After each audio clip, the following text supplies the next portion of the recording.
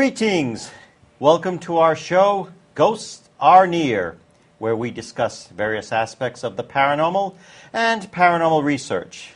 I am your host, Keith Johnson, also the founder of New England Anomalies Research. With me is my co-host, Sandra Johnson. Hey! Hi there. And my alternate co-host, Carl Johnson. Good evening to you. Now, did you want to say, before we start, you wanted to say hello to anybody? Actually, yes, I did. I wanted to say hello to the folks on Ghostos and my friends at Phantasma, Schism Flop and Penguin Keeper, Mystical Knight, Spoiler Spielman, did I mention him? Those guys all and those gals. guys, Yes. those independent free thinkers. I have a lot of respect for them, and I just wanted to say a big hello Good for you. and a Thank shout you, out Sandra. to those guys. While we're at it, let's say hello to our old friends, Carl and Leanne, old theater friends of ours, and thank you for yes, watching. from way back there. And Marge, too. We never forget you, Marge and Linda. We love you guys, and we'll never forget you. Hope you're doing well. I have a list for next week of people to say hello to. Good. You'll have a Christmas list. Yeah, it should take about 10 minutes to get through. Well, tonight we're going to continue our demonology discussion, and Sandra is going to be interviewing us and asking some questions and perhaps presenting some evidence. And who knows, some evidence may just come up in the show. You never know. Stranger things have happened. Yes, like the show shuts down in the middle of the episode, and we've had that happen too, you know. Yeah, the technical aspect gets downright paranormal at times. It's the subject matter. Right. Can't blame us. Well, you know what happened on Spooky South Coast, the first episode, so, in which I was the guest. Yeah, well, a short time after that, I believe you did and I assisted you doing a banishment and a cleansing of their studio, and that was very helpful to them. Right, they haven't They had really had any problems since. A lot less glitches. Well, Sandra, how would you like to begin? Well, I think we can kind of reiterate for maybe some of the folks that didn't see the first two installments of our demonology chats, how the both of you actually became interested, in not just the paranormal, but in this particular facet of paranormal research. Mm-hmm. Carl, would you like to begin? How do we become interesting? How do we become interested? Oh, interested in the paranormal. I don't know that that's ever really happened. But Kali-san. Yeah, haven't crossed that bridge yet. Kali-san. Oh, well, I think it started when we were growing up in what you might call a haunted house. Wasn't quite like the Addams family, but we had some activity in this house, some strange things, yeah. Strange things happened we couldn't explain, still can't explain away. That seemed to accelerate after I started to play on a Ouija board, or experiment with a Ouija board, and I began to see a spirit down in the basement area, or the form of a woman, let's say, that was very silent, would just glide by me, but she seemed very solid. And I saw her on maybe 5 occasions, up close and personal. Mm-hmm. I even spoke to her once. I didn't get an answer, but I spoke to her. What do you suppose her name was? Well, the spirit of the board related her name as Sylvia, so perhaps that was it. I didn't address her with that name. I just spoke to the spirit. I said hello, and she stood there staring at me. I used to see her, well, I can't say walking so much as gliding across the basement floor. And at one point, she was standing next to my bed. I was certainly wide awake. I stayed awake after that, and saw her staring at me, looking down and staring at me. I was actually half sitting up, and I said hello to this form. She continued to stare at me, and then she seemed to vanish, vaporize from the bottom up. And I just sat in that position for some time, cogitating and thinking, how am I ever going to get anybody to believe me about this? That was before I started sleeping with a camcorder. Well, keeping in line with tonight's topic, now, do you think that particular apparition or entity was representative of an inhuman presence? I felt, if anything, it was probably a human type of spirit because it seemed somewhat interactive, somewhat responsive. It noticed me. It was watching me. Did I feel that it was demonic at all? I didn't feel threatened by it. I didn't sense any hostility, any malevolence coming from this form. It just seemed interested in me, and supposedly it stayed in the house after I moved out. I don't know. Because I came back to collect some papers of mine, and I saw a form glide through past an opening in the curtains, and immediately went out to see who that was. I thought it was my brother, and there was nobody there. So I presume that the spirit remained there, probably is still there in some form or another. But specifically, what led you into the branch of paranormal research that you consider yourself a specialist in? Because the first case Keith and I were ever called in on, we were members of a group in Rhode Island College called PIRO, Paranormal Psychology. Actually, they were called parapsychology. In those days, people didn't say so much paranormal. Parapsychological Investigation and Research Organization. And the first case we ever went on turned out to be inhuman, demonic. Very strong activity, hostile, and that since I stood my ground there, I was unnerved by it, but I didn't really flinch.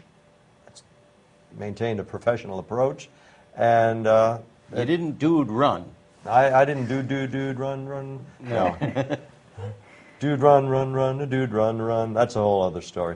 No, but that's what my appetite for demonology is a study. That's what interested me. It became enthralling to me, that there could be another race of beings that aren't really so much spirits or ghosts as a whole other echelon. They're demonics. They seem to follow certain patterns, and I want to find out as much as I can about that, about those patterns. And there seemed to be some consistency within humans, in human hauntings. Okay, and we'll kind of touch on that a little bit later. Briefly, Keith, I know that all of your fans out there are familiar with your introduction into this field and why you became interested, but maybe you can just go over it one more time for us. Yeah, but I just started. I could go on longer.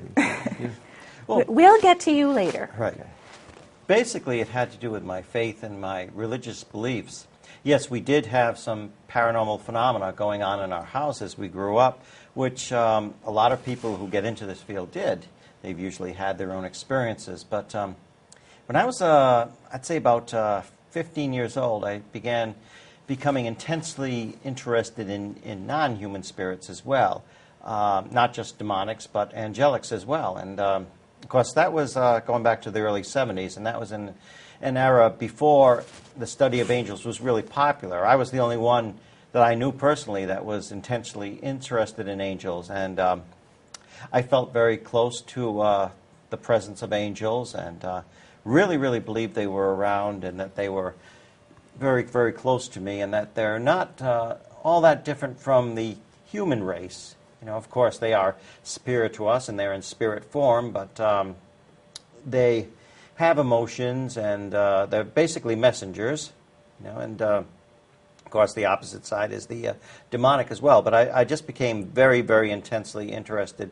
Began studying more and more, and meditating, and being very prayerful about the subject. And then, of course, as Carl was mentioning, there was our first major case where it did turn out to seemingly be an inhuman spirit inhabiting this house. That's what started me. Okay, well, how about your most interesting piece of evidence that you've been able to collect thus far that you would, in your opinion, deem as inhuman in origin? I'd have to say EVP, electronic voice phenomena. That's our most concrete evidence to date. I mean, we have other evidence, but I'd say the most specific is EVP. I think you'd agree on that too, Sandra. That yeah, and I think I can think of some of the ones that we've collected that would be representative. You know, and unfortunately, as is the nature of the beast, so to speak, in the realm of paranormal investigation, your best and most concrete evidence is not recorded. It slips through you before you have a chance or opportunity to record it because it's not necessarily going to play on cue, you know? It's the way of things. Yeah, it's as you know, it's not that you're going to say, well, show me a sign of your presence. You're going to, get that immediately. I mean, that's, it looks good, but in real life, that's just not the way it is. It has its own mind, it has its own nature, and it's not necessarily going to play the same ball game as you are. Mm-hmm. What's been compelling for me is, I don't know that this would fall into the category of evidence per se, but it's been the testimony of clients, of people who have called us in, related experiences with hostile entities that are likely demonic. Mm-hmm. And I trust their veracity in many cases, and I've seen evidence of what they've reported. So just people's experiences with the demonic realm. People's experiences. Now, there was something that reminds me of one of our other chats. You had touched upon something that I think we could kind of elaborate on here tonight. In your experience, what is your opinion as to the origin of what we feel are inhuman entities? Now, I know that, Keith and I have our beliefs, and yours are a little bit different than ours, and if you could just give us your opinion and elaborate a little bit more on what you said in our last installment. Well, there is a fine dividing line between belief and speculation, conjecture. But mine does fall into the category of more of speculation or even guessing. I have a theory that these demonics, these hostile entities, actually draw from human sources. Whether they pre-existed the human race, I don't know, but they seem to have formed from a projection of human emotion, human psychology that has somehow taken on a life of its own. Even perhaps a human-type spirit, the remnant, the echo of a deceased human being, might draw on negative influences or be drawn by them, be lured by them, and actually become functioning as a demonic. So it probably, to me, I think it has its origin in the human race, in the human mentality, the human psyche. Hostile emotions, strong emotions, are projected out, they linger, take on a life of their own, so to speak, and those may be our demons. They actually accrue a personality with time. You're talking similar to Philip, like the Philip experiment. The Philip experiment, where an entity was actually seemingly created by the people who were conducting the experiment. So it may not be that they always existed or that they pre-existed the human race. It may be that it's just human negativity. I think humans have enough negativity in their, within the murky recesses of our minds to be responsible for a lot of evil, even in the psychic realm, the paranormal realm, if you will. So it could be of human origin. Mm-hmm. That would explain some things anyway. Just to differentiate, you're not saying that they would mainly be deceased humans that were not really very nice during their lifetime, but more of something that we've created, sort of a thought form. I is do. What we would call it. Well, I don't think a human-type spirit, the remnant of a deceased human, or the projection of a deceased human being, would have the capacity to actually morph into a demon, as we generally define demon. But that human soul, if rooted to the more mundane plane, if attacked or influenced by negativity that's remnant, I think it could take on kind of that life. Or the negativity itself could garner a personality. It could become an entity. But both premises suggest human influence rather than angelic fallen angels. Mm-hmm. So it's just something to think about. We'll probably in this lifetime never really know where these things originate. But since they do follow certain behavioral patterns, I tend to link them with the human influence. The human psyche, as it's projected, and that may continue after bodily death. Keith, now one of the things that you do, and I assist you with, is the clearing of homes, or the Christian blessing of homes for our clients that desire that particular service. Yes. How would that relate to what Carl is saying? Why would something that seemingly is a thought form respond to something like that? That's my only problem with Carl's idea or his opinion. Right. Well, what Carl is saying is conducive to, say, the poltergeist theory, where maybe it's a troubled adolescent, so to speak, that's creating at least some of this phenomena.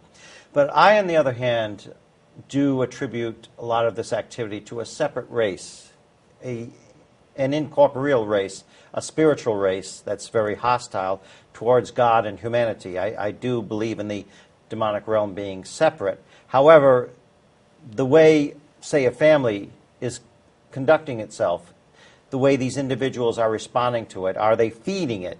That could contribute to some of the activity. Absolutely. Right. Are they becoming hostile and fighting amongst themselves and feeding these entities with negative energy? Yes, that certainly contributes to it to a great deal.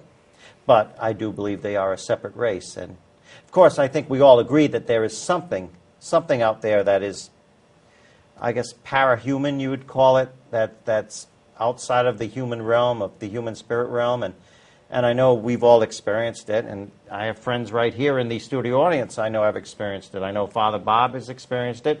Fran has experienced it with us. We've all run into this one time or another. And I think anybody who seriously investigates the paranormal will run into it in one form or another, sooner or later.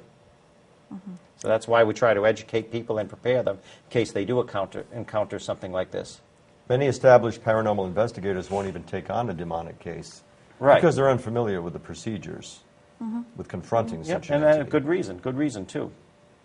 All right. Well, I don't know if you wanted to play any examples of the EVPs that you were talking about earlier that you think could be representative of an inhuman presence, or maybe you think they all are. Well, let's play a couple and go over them. Okay. I think the majority of them are myself, actually. But. Okay. And I also think that many could be time displacements, echoes from the past, this sort of thing, residual, the sound is simply ingrained into the area, and it's a playback over and over of the, like a recording. But do you have any specific ones that you would like to talk about? Well, what do you have there? Well, we have Kristen's. Yeah, try that. Okay. Do the scream. Right, that's what we're saying, the scream. Yes. Yeah. I heard that. Carl said, do the scream. Yes. All right, let's do the scream, by all means. Okay, and then, you can elaborate on where it was picked up and why you think it may have happened. And hopefully we can get this to play. If not, we'll talk amongst ourselves, as we've been doing.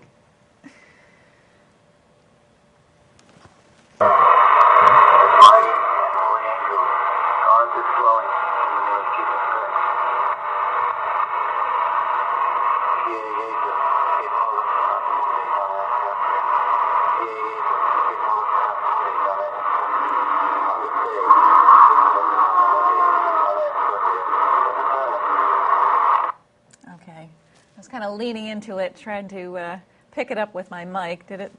But yes. You seem to we heard hear it that playing. pretty well.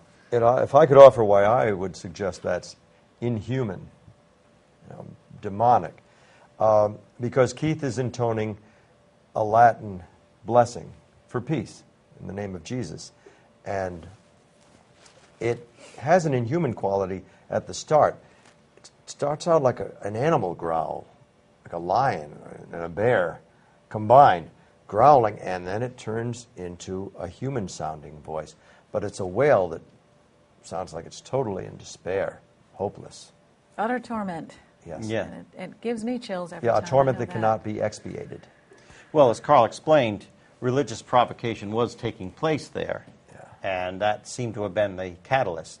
We were doing a blessing, performing a blessing at the time, and unlike a typical EVP, electronic voice phenomena, this could be heard audibly, and I know you've experienced that too, Sandra, hearing yes. a scream audibly just come out of the air. It's rare, but it will happen sometimes. Absolutely. Now, how would that fit into your theory, Carl? If this were not a demonic presence, why would it react to the Latin and the prayers and the Christian banishment? Because calling upon God introduces another power, a righteous, bright power, and that will dispel evil, negativity. It may not have its origins in, the devil, so to speak, or it may. We really don't know. But that does seem to be effective, and if it works, I'm not going to degrade it. I'm not going to knock it if it's an effective procedure. But I think just calling upon, a stronger force, a more forthright and positive power, is going to dispel any type of negativity, be it human or inhuman, or a combination thereof. If that answers your question. Fair enough. Because if not, I'll further elucidate. I know you will. Well, actually, I think maybe we could get into some of the other questions that people have been asking us. Let's also establish something that we try to do in each of our chats. Why would the demonic want to meddle in our affairs, in the affairs of humans? Why would they bother with us? Can we establish, given the fact that, or rather, the theory that these are fallen angels? So I guess we're going to direct that question to you, Keith. Why would they want to interfere with us? Because they hate us. In a nutshell, they despise us. They're envious of us. We have the gift of life. We have the gift of choosing our own thoughts, and we have the ability to choose to serve God or not to serve God. And because we're created in the image of God, I think they really despise us.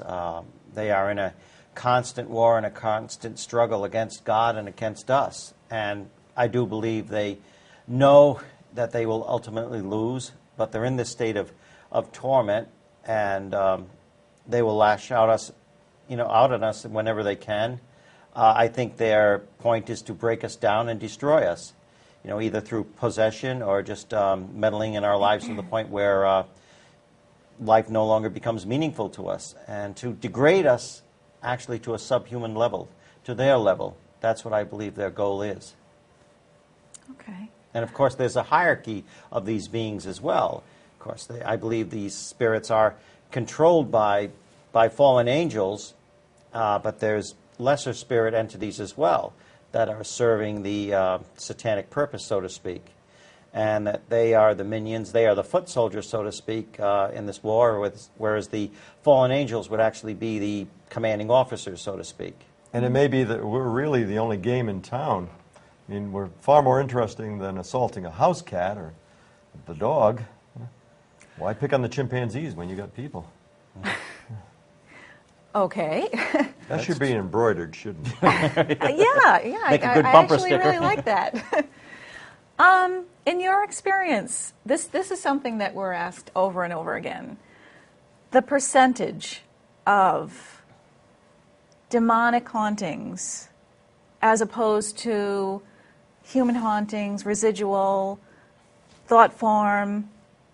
What, in your investigative experience, would you say that the percentage is? What would you say, Carl? Out of 100, I'd say perhaps between 5 and 10% turn out to be demonics. Though it does seem to be on the rise. We're getting more calls about suspected demonic, hostile hauntings.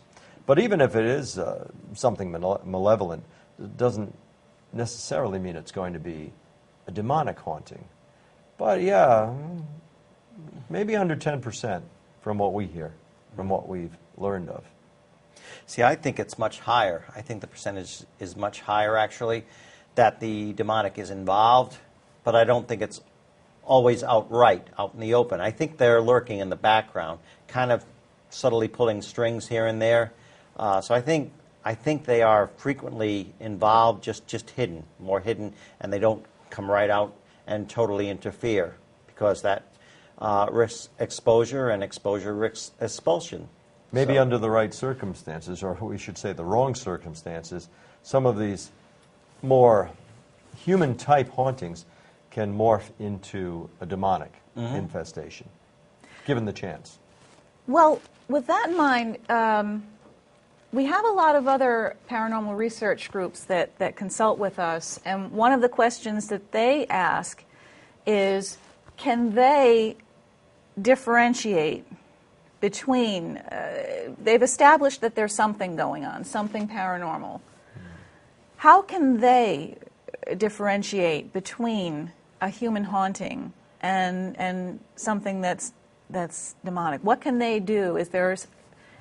What kind of tests do we do? Can you kind of speak on that a little bit for the investigators that are watching out there? Well, sometimes it's the level of paranormal activity, and just by using their observation. I think intelligent observation can give a clue. Like if there's a great deal of anti-religious activity going on, if it's centered mainly, say if it's a family and it's centered mainly on one individual, it's attacking that individual and seems to be trying to methodically break that person down rather than just random, if there seems to be a method of it. If things are coming, say, in threes, you hear 3 knocks, or people are being physically attacked, say 3 scratches or things like that. Things are happening in threes. Things tend to peak between the hours of, say, 3 a.m. and sunrise, and then they start taping off around sunrise. Those are indications. I don't think you need to go out and do outright religious provocation to find out, at least unless you're experienced in something like that. But those are sure indications. If it is demonic in nature, it will make itself apparent. Yes, eventually it will. I believe eventually it will. Okay, we have our 1-minute warning. Okay, just one more question I want to squeeze in there, just in line with what we were talking about. For the investigators that are watching, and they want to know, well, what's the next step? If they've established that they could potentially be dealing with an inhuman haunting, do they need to call N.E.A.R Paranormal, or is there something that they can do? What would you recommend that they do? Well, I'd contact somebody with experience, be it a paranormal group who's had experience or the clergy. I would definitely contact somebody and not be alone in it. And it's always good to start off with prayer, although that can accelerate the haunting, the activity. Right. Sandra, would you read some of our contact info, and then we'll say goodnight? Oh, I certainly will. As always, we want you to know that we at New England Anomalies Research are available to research local alleged hauntings or assist those who may be experiencing unexplained phenomena in your home or place of business. We'd also like to hear from you. If you have a show suggestion or would like to be a guest on Ghosts Are Near, and there's our contact information, ghostsarnear@cox.net. And if you contact us, we'll believe you. Very good. Thank you, Sandra. She's got that down. As always, thank you for watching. Until next time, God bless and good night. Good night. Good night. Thank you, everyone. Thank you, Studio One.